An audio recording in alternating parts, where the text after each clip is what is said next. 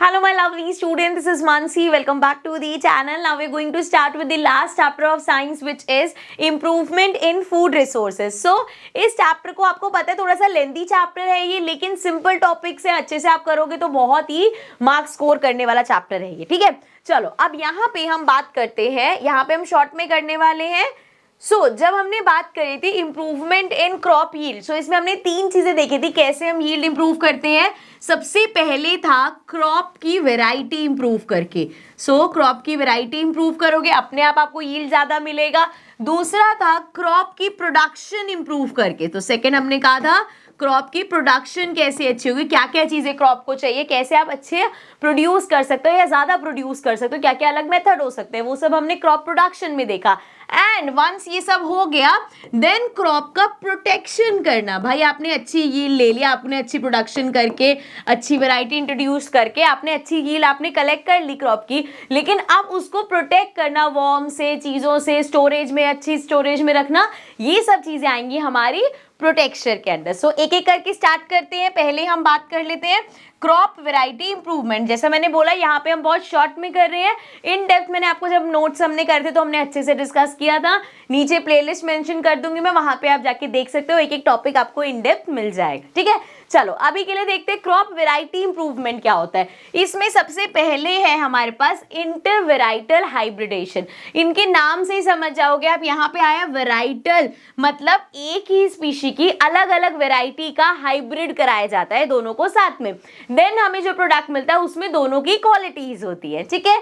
Next है इंटरजेनरिक hybridisation. अब यहाँ पे अलग अलग जीन्स वाले, मतलब स्पीशीज सेम नहीं, अलग अलग स्पीशीज का हाइब्रिडेशन करा के ऐसा प्रोडक्ट लिया जाता है जिसमें दोनों जीन्स की स्पेसिफिकेशंस हो, ठीक है, दोनों जीन्स की क्वालिटी आ जाए। एंड देन है genetical modified crops. Genetical modified crops में क्या होता है, जैसे एक क्रॉप है उसके जीन्स बहुत अच्छे हैं, वो डीएनए हमने ले लिया एंड बाकी क्रॉप्स में डाल दे ताकि वो क्वालिटीज बाकी क्रॉप्स में भी आ सके, ठीक है। तो इस तरीके से हम क्रॉप की वैरायटी को इंप्रूव कर सकते हैं। देन अब आ जाते हैं प्रोडक्शन मैनेजमेंट में। देखो सबसे पहले है हमारे पास न्यूट्रिएंट मैनेज करना। क्रॉप को जो न्यूट्रिएंट्स चाहिए, हमारी क्रॉप को चाहिए, एक तो कुछ मैक्रो न्यूट्रिएंट्स होते हैं, कुछ माइक्रो न्यूट्रिएंट्स होते हैं। मैक्रो न्यूट्रिएंट्स मतलब जो लार्ज क्वांटिटी में उसको चाहिए, लार्ज क्वांटिटी में जो हमें चाहिए वो हमारे होते हैं मैक्रो, एंड जो स्मॉल क्वांटिटी में क्रॉप्स के लिए चाहिए वो हमारे होते हैं माइक्रो। अब क्या क्या होते हैं, carbon, oxygen, nitrogen, phosphorus, potassium, calcium, magnesium, ये सारे हैं जो क्रॉप्स को लार्ज क्वांटिटी में चाहिए। Then sulphur, boron, copper, iron, manganese, molybdenum and zinc, ठीक है, ये हमारे हो गए माइक्रो न्यूट्रिएंट जो कम क्वांटिटी में चाहिए। अब इसके लिए देखो क्या क्या यूज होता है। अब न्यूट्रिएंट्स प्रोवाइड करने के भी दो तरीके हैं, एक फर्टिलाइजर से, एक मैन्योर से। जब हम फर्टिलाइजर्स की बात करते हैं, fertilizers are manufactured commercially using chemicals, they supply nitrogen, phosphorus and potassium. ये एनपीके सबसे ज्यादा फर्टिलाइजर्स में हमें हमारा नाइट्रोजन, फॉस्फोरस और पोटेशियम मिलता है जो कि लार्ज क्वांटिटी में क्रॉप्स को चाहिए। लेकिन यहाँ दिक्कत क्या है कि ये केमिकल यूज करके बनाया जाता है, ये फर्टिलाइजर मैन्युफैक्चर होते हैं कमर्शियली केमिकल यूज करके, ठीक है। इसी के ही साथ हम बात करेंगे मैन्योर्स की। मैन्योर्स क्या है, वो भी न्यूट्रिएंट्स देते हैं लेकिन वो ऑर्गेनिक है। अब ऑब्वियसली कोई चीज अगर केमिकली है तो वो बहुत ज्यादा जल्दी असर करेगी, मैन्योर्स हैं वो टाइम लगाते हैं। होते क्या है, manure is an organic material made up of animal and human waste. जो हमारा वेस्ट होता है, एनिमल वेस्ट होता है, काउ डंग वगैरह या ह्यूमन वेस्ट होता है, उससे बनता है। Then sludge, sewage, domestic trash, decomposed dead plants and animals and other plant waste such as dried leaves, twings, agriculture waste and weeds among other things। ये सारी चीज़ें, जितना भी वेस्ट चीज़ें होती हैं इन सबको, जैसे आप घर में इवन वेजिटेबल्स के पील्स वगैरह उसको भी अगर इकट्ठे करते जाओगे एंड विद टाइम वो वहाँ पे आपको एक मैन्योर का काम करके देगा, ठीक है। ये सारे नेचुरल चीजों से मिले हैं हमें। Then manure can be categorize into the following categories based on the type of biological material use. Composting से आपको मिला या वर्मी कंपोस्ट से या ग्रीन मैन्योर से। कंपोस्टिंग वही जो हम कह रहे हैं, इन सब चीजों को इकट्ठा करते रहना एंड टाइम लगा के वो जब पूरा कुछ साइकिल होगी 3 से 6 महीने के अंदर वो आपको मिलेगा। देन है वर्मी कंपोस्ट, इसमें भी सभी चीजों को यूज किया जाता है लेकिन इसमें अर्थवॉर्म साथ में छोड़ देता है ताकि थोड़ा सा वो प्रोसेस फास्ट हो जाए। देन ग्रीन मेन्योर्स है कि कुछ ग्रीन वेजिटेबल्स कह रही हूँ मैं, ग्रीन प्लांट्स को ग्रो किया जाता है उनको दोबारा से निकाल के अंदर डिग करने के लिए, जो एज अ मेन्योर काम करेगा। ठीक है, तो ये हो गए हमारे मेन्योर्स एंड फर्टिलाइजर्स। अब बात करते हैं क्रॉपिंग पैटर्न। अब आपको चलो फर्टिलाइजर्स मेन्योर का भी हो गया, वो कह रहे हैं अलग अलग पैटर्न्स हम अडॉप्ट कर सकते हैं जिससे कि हमारी क्रॉप की यील्ड बढ़ जाए। क्रॉप की, अच्छा यील्ड क्या होता है पता है ना? यील्ड मतलब कि जैसे आप कोई क्रॉप ग्रो कर रहे हो उससे आपको कितना अनाज, जैसे आपने ग्रो तो कर ली बहुत सारी, ठीक है, मिली आपको उसमें से सिर्फ जैसे 100% ग्रो करी सिर्फ 30% अच्छी मिली, सो जो हमें मिलती है final that is the crop yield. ठीक है, उसको इंप्रूव करना है कि अगर आप 100% ग्रो कर रहे हो तो 80 से 90% क्रॉप मिल सके, दैट इज क्रॉप यील्ड। ठीक है, चलो अब क्रॉपिंग पैटर्न में यहाँ पे क्या क्या है इसको मैं ऊपर करके बता देती हूँ। अगेन यहाँ पे डिटेल में नहीं लिखा, मैं आपको बता दूंगी orally. The following are the 3 types of cropping pattern. सबसे पहले है मिक्स क्रॉपिंग। इसमें क्या किया जाता है, एक ही फील्ड पे अलग अलग क्रॉप्स लेके उनको ग्रो कर दिया जाता है कि जहां पे भी जो भी क्रॉप मिल जाएगी इससे मैक्सिमम ग्रोथ आपको मिल पाती है। देन है हमारे पास इंटरक्रॉपिंग। इंटरक्रॉपिंग में भी एक दो या दो से ज्यादा क्रॉप्स ग्रो करी जाती है बट एक स्पेसिफाइड पैटर्न में, एक साथ करी जाती है, साइमल्टेनियसली ग्रो होती है, बट जैसे एक पूरी लाइन में एक चीज ग्रो हो रही है, दूसरी में दूसरी क्रॉप एंड देन तीसरी क्रॉप, मिक्स में सब कुछ एक साथ ग्रो हो रहा था, इसमें एक पैटर्न में वो ग्रो हो रहा है। Then crop rotation. Crop rotation में क्या होता है, एक ही फील्ड पे 6 महीने तक एक चीज ग्रो होगी, देन वो उस पे कुछ और ग्रो करेंगे, देन अगेन अलग अलग क्रॉप रोटेट होती रहेगी सीजन के हिसाब से कह लो, या उसमें क्या होता है सॉइल के सारे न्यूट्रिएंट्स, ऐसा नहीं होता कि एक ही क्रॉप बार बार ग्रो करते रहोगे, उसको जो न्यूट्रिएंट चाहिए वो न्यूट्रिएंट सॉइल में खत्म हो जाएगा। लेकिन जब क्रॉप रोटेशन होता रहता है तो अलग अलग न्यूट्रिएंट्स यूज होते हैं और क्रॉप आपकी जो सॉइल है, आपकी जो लैंड है वो भी अच्छे से फर्टाइल रहती है। ठीक है, सो ये हो गए हमारे क्रॉपिंग पैटर्न। उसके अलावा इरिगेशन है। इरिगेशन की एक फैसिलिटी है जो बहुत ज़्यादा चाहिए होती है, पानी प्रोवाइड करना। पहले फार्मर सिर्फ रेनफॉल पे डिपेंड करते थे कि जी बारिश होगी तब यहाँ पे पानी आएगा, लेकिन अब वो इरिगेशन फैसिलिटीज़ पे आ गए कि बारिश अगर कम हो रही है तब भी पानी यहाँ पर क्रॉप्स तक पहुँच जाए। So irrigation is the technique of applying water to crops artificially in order to meet their water needs. Artificially पानी प्रोवाइड करना जो भी क्रॉप्स की वाटर नीड्स है उसको पूरा करने के लिए। Then irrigation can be use in a variety of ways to increase agriculture productivity. Irrigation का अलग अलग मेथड होते हैं इरिगेशन के, वो यूज करके क्रॉप की जो प्रोडक्शन है उसको इंक्रीज किया जाता है, जैसे कि कैनल्स हैं, वेल्स हैं, रिवर लिफ्ट सिस्टम है, टैंक है, रेन वाटर गैदरिंग है and watershed are use for irrigation. ये सब हर जगह पे जो बेस्ट यूज हो सकता है, जो यहाँ पे अवेलेबल हो उस हिसाब से इरिगेशन की फैसिलिटी यूज करी जाती है। ठीक है, आई होप ये समझ में आ गया होगा। आगे देख लेते हैं, यहाँ पे हमें वही गिवन था क्या क्या प्रैक्टिसेस है, वैरायटी, इंप्रूव प्रोडक्शन और प्रोटेक्शन वाला। ठीक है, आगे यहाँ पे देख लो, ये हमें वैसे पहले करना चाहिए था बट चलो अब हम डिस्कस कर लेते हैं, देन चलेंगे हम अपने अगले जो प्रोटेक्शन वाला बचा उस पर चलेंगे। पहले ये देख लेते हैं, इसको छोड़ते हुए नहीं जाएंगे। टाइप्स ऑफ क्रॉप कौन कौन सी होती है, जैसे मुझे स्टार्टिंग में चैप्टर के जब हमने नोट्स डिस्कस किए थे तो हमने बिल्कुल स्टार्टिंग में किया था, अभी के लिए हम यहाँ पे देख लेते हैं। चलो, खारिफ क्रॉप कौन सी होती है, these crops are planted during the rainy season. Rainy season में खारिफ क्रॉप होती है। सिमिलरली विंटर सीजन में हमारी राबी क्रॉप होती है and from the month March to June हमारी जैद क्रॉप होती है। सो यहाँ पे स्पेलिंग गलत है, सो वी हैव एग्जांपल्स यहाँ पे लिखे हुए हैं। ठीक है, आगे देख लो।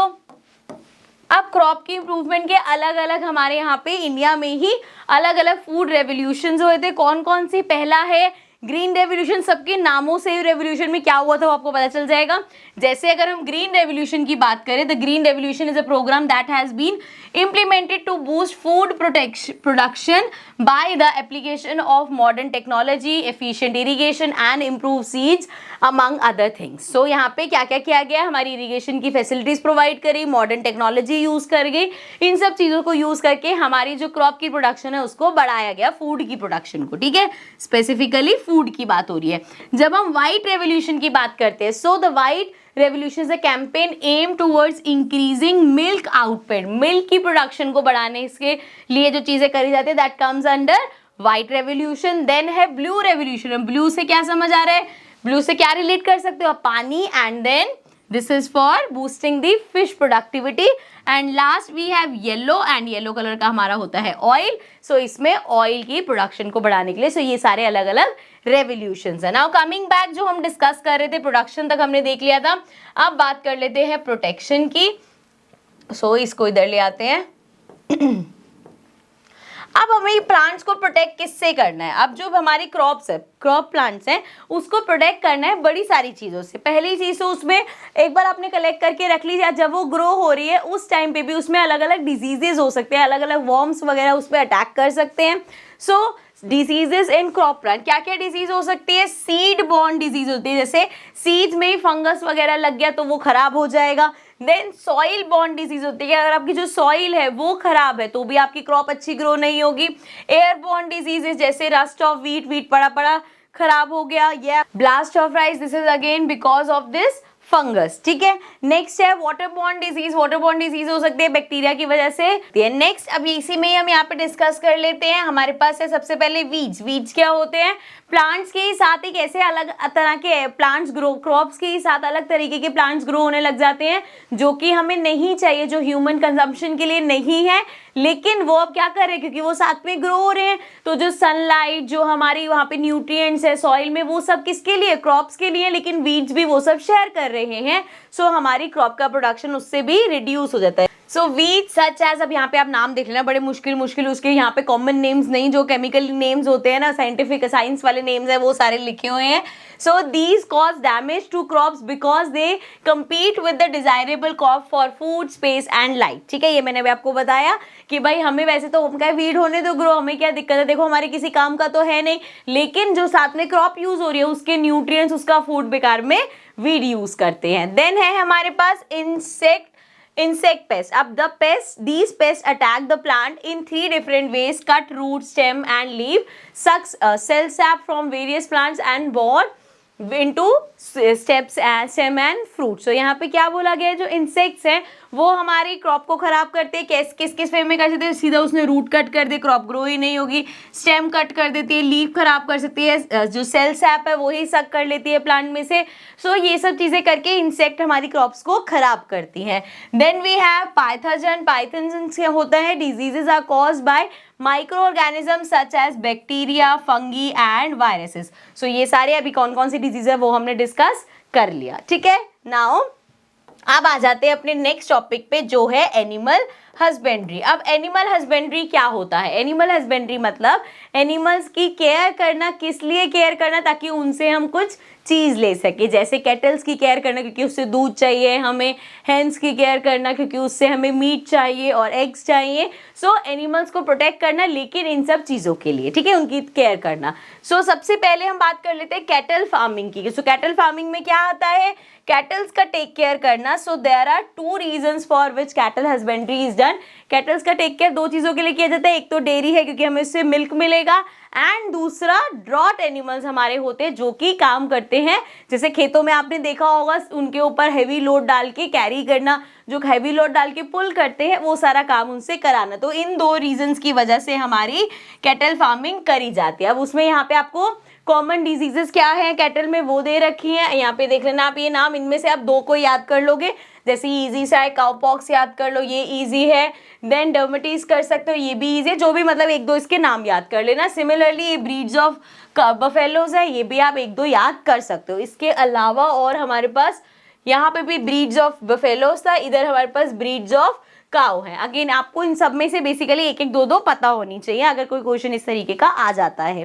देन बात करते हैं पोल्ट्री फार्मिंग। पोल्ट्री फार्मिंग में क्या होता है? Breeds of poultry. सो पहले हमें यहाँ पे ब्रीड्स दे रखे, इनके नाम देख लेना, अगेन 1-2 याद कर लेना इसमें से। एंड देन क्या देखा हुआ इसमें? Egg and boilers production.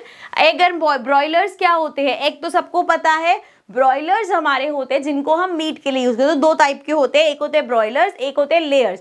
Broilers हो गए जिनको हम मीट के लिए यूज करते हैं, लेयर्स हो गए जिन जो आगे एग्स ले करेंगे, ठीक है। तो लेयर वर्ड से ले याद रखना कि वो एग ले करेंगे, ठीक है। सो प्रोडक्शन ऑफ एग्स के लिए यूज होता है, then production of broiler chicken meat के लिए यूज होगा, एंड देन लेयर्स जो आगे एग्स ले करेंगे, ठीक है।